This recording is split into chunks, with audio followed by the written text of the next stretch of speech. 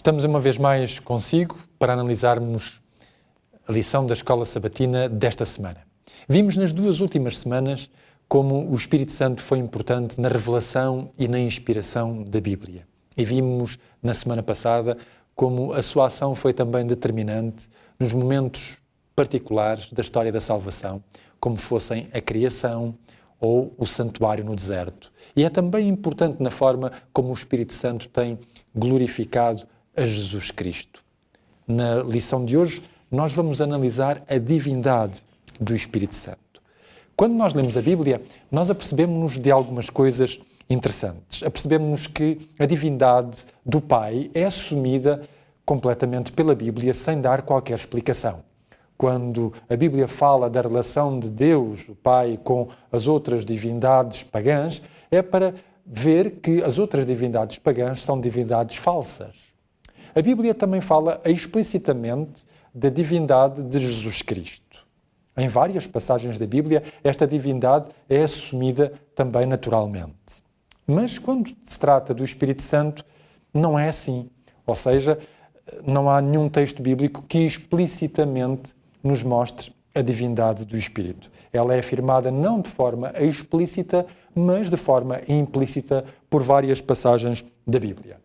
Na lição desta semana, nós vamos considerar três grandes aspectos. Primeiro, reconhecer a importância do Espírito Santo como membro da divindade. Em segundo lugar, perceber o papel do Espírito na história da redenção. E em terceiro lugar, compreender como é que nós devemos desenvolver uma vida espiritual coerente em obediência com aquilo que o Espírito Santo nos vai revelando na nossa própria experiência. Houve muitos comentadores que têm dito que o livro dos Atos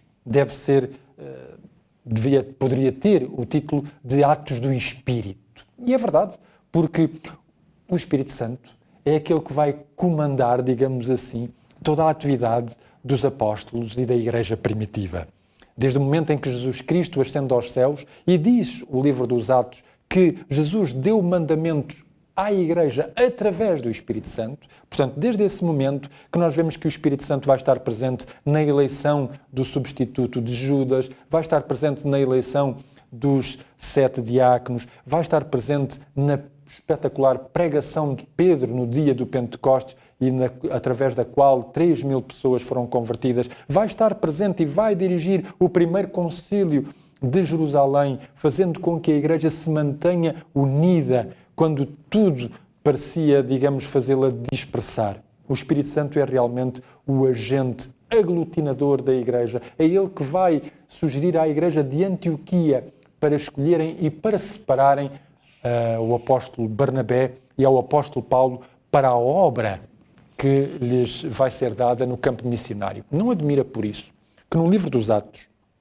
no capítulo 5 e nos versículos 3 e 4, no caso de Ananias, Pedro vai dizer: Ananias, por que encheu Satanás o teu coração para que mentisses ao Espírito Santo e retivesses parte do preço da herdade?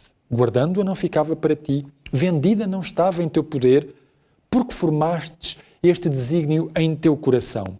Não mentiste aos homens, mas a Deus.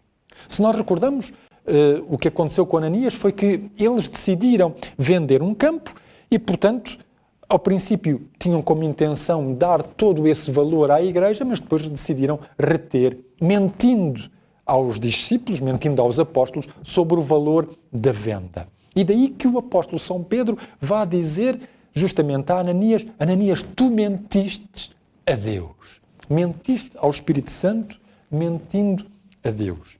E a Bíblia vai nos mostrar que o Espírito tem todas as características que estão associadas à divindade. Na semana passada nós falámos dos atributos comunicáveis de Deus ao ser humano e falámos deles através do fruto do Espírito. Mas Deus também tem atributos não comunicáveis, como sejam a eternidade, a omnipotência, a omnisciência e a omnipresença. Nós podemos, inclusivamente, ver algumas passagens bíblicas que nos mostram esses atributos divinos que não são comunicáveis. Por exemplo, nós temos em 1 Coríntios, no capítulo 2, e nos versículos 9 a 11, Uma passagem que nos diz, mas como está escrito, as coisas que o olho não viu, o ouvido não ouviu e não subiram ao coração do homem, são as que Deus preparou para os que o amam.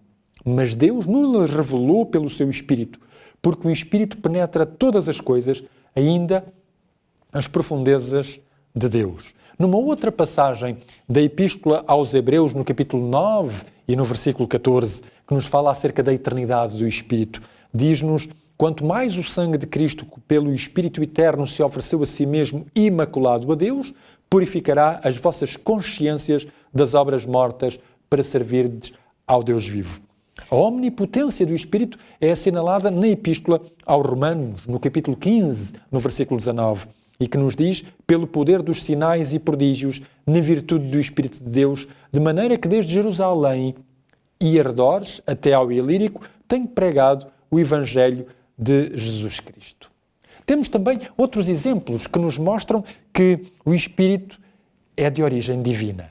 Há certas passagens da Bíblia que nos mostram que aquilo que é assinalado a Deus é depois, mais tarde, assinalado ao Espírito Santo. Por exemplo, o apóstolo São Paulo diz-nos que nós somos o templo de Deus vivo e vai assinalar também, na mesma Epístola aos Coríntios, onde ele fala disso, que nós somos o templo do Espírito Santo. Fazendo também alusão a uma profecia de Isaías, nós encontramos na Bíblia que em Isaías 6, versículos 8 a 10, Deus vai dizer a Isaías que ele vai ser um profeta, mas profetizando de maneira que as pessoas vendo não vejam e ouvindo não ouçam. O apóstolo São Paulo vai aplicar essa mesma frase de Deus a Isaías como tendo sido o Espírito Santo a dizê-la. Ora, temos aqui justamente estas duas aplicações. Textos que nos mostram que o Espírito possui qualidades divinas e textos que nos mostram que aquilo que se diz acerca de Deus numas passagens é dito acerca do Espírito Santo noutras passagens. Temos também um papel importante do Espírito Santo na redenção do ser humano. O apóstolo São Paulo diz-nos que o Espírito intercede por nós, na Epístola aos Romanos, no capítulo 8, nos versículos 26 e 27, e na mesma Epístola aos Romanos, no mesmo capítulo 8, mas desta vez no versículo 34, ele também diz que Jesus Cristo intercede por nós. Além do mais, o Espírito está presente em todas as etapas da experiência cristã. Está presente no batismo, está presente no novo nascimento, está presente na santificação, está presente na comunhão com a divindade.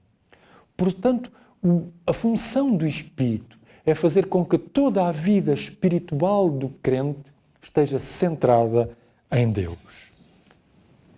Como vimos, a Bíblia dá-nos suficientes evidências da natureza divina do Espírito Santo. Temos, porém, que compreender que quando falamos da divindade, estamos a falar de uma realidade que nos transcende e que será sempre um mistério muito para lá da compreensão humana.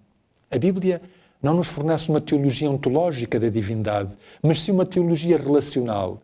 Ela não se interessa tanto em explicar-nos o que nos seria difícil de compreender, mas está mais interessada em mostrar que Deus o Pai, o Filho e o Espírito Santo são acessíveis, relacionáveis e comunicam-se connosco. Ao habitar connosco, o Espírito traz a presença de Cristo à mente e à experiência da vida do crente. Desta forma, a divindade está envolvida na nossa experiência cotidiana, procurando tornar a nossa vida mais plena, a nossa experiência mais satisfatória, a nossa esperança mais firme, a nossa felicidade mais completa. É este o meu desejo para si nesta semana.